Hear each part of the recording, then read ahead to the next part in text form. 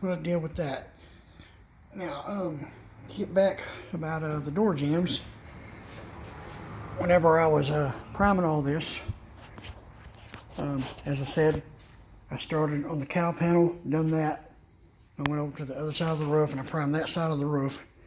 And then I worked my way over to this side of the roof and then come back down around to the front here. And I sprayed all this inside here first and come in here while that was still wet. And I tried to spray in here. And I'm one of them kind of people. I won't cover anything up. I'm going to show you what I did. I need to turn the flash on here. So where's that? There you go. And you can see right up in there, got a little run right below the bolt where the door hinge goes.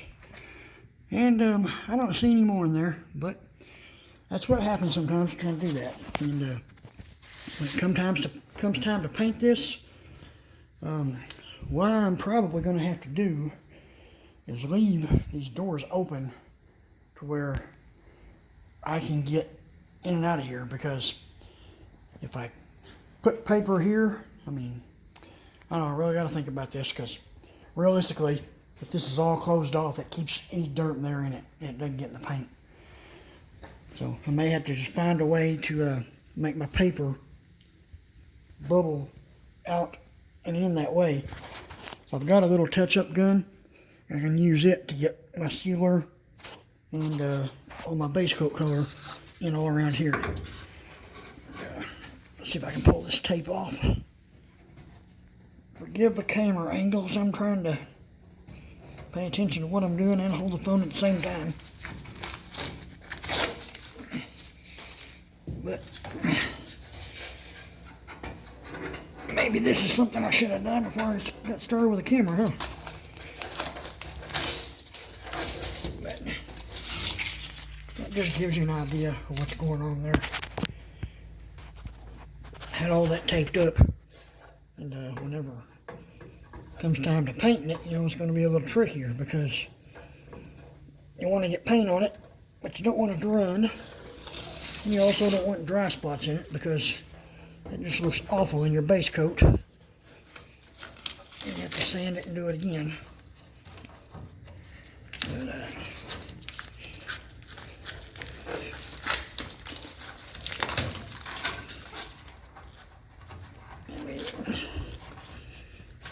that's all I'm going to tear off there for now, just so you can see what's going on.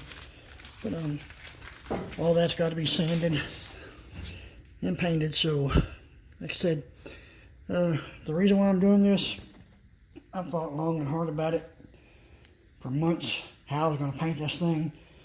At first I wanted to paint it with the doors off of it and then put it all together, but I'm doing all this by myself. And I've only got one shoulder joint and a bad back. And I don't want to take any chances of dropping a door or denting it or scratching things. So I thought it's better just to get the doors on here, get them adjusted. And I've got them adjusted to where the door is like about I don't know, a 1/16 of an inch higher than the quarter panel. That way when we get all the glass in it and everything else, if it's got any weight, it's going to settle down a little bit. If it doesn't fit just right, I'll get her figured out. There's a little bit of tweaking I can do. You know, sometimes you can get a board on a jack, put a bunch of towels underneath there. That way you don't mess the paint up. Just barely jack up on the end of the door if you need to go up. Going up is a lot easier than going down. Just, you know, you can use the weight of the car and you can bend it up. But getting on top of that and going back down, and I only weigh 195 pounds, so it'll be tough to bend that back down. But hopefully we don't have to do anything like that. Hopefully it all fits out. Something else, you know, when I'm priming, I make sure all of this in here is sanded good. And every coat of primer I put on, I go around and put a coat of primer inside the fender well too. Little things like this, you know, you gotta make sure you get all angles of it. And I went ahead and done these trunk jams in the window frame. got all this done. This turned out pretty nice. I had to put new seam sealer all through here. It was all dry rotted out and cracked. And this was just a big nasty mess. I replaced the taillight panel. But I got all that done. The trunk hinges primed them all inside and out. And I'm going to tell you, sanding that trunk is a pain in the butt. I got to do it again and paint it.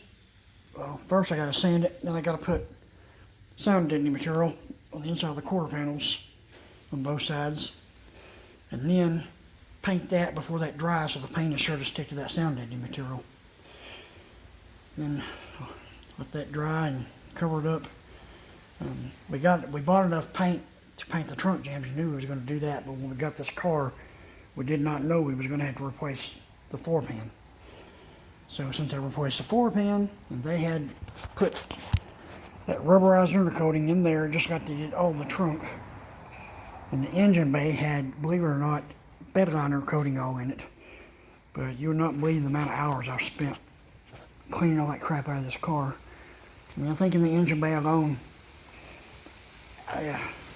there was about a week's time I spent in there sanding and getting all that crap out. And I took it to bare metal. I've got all that primed, all in there.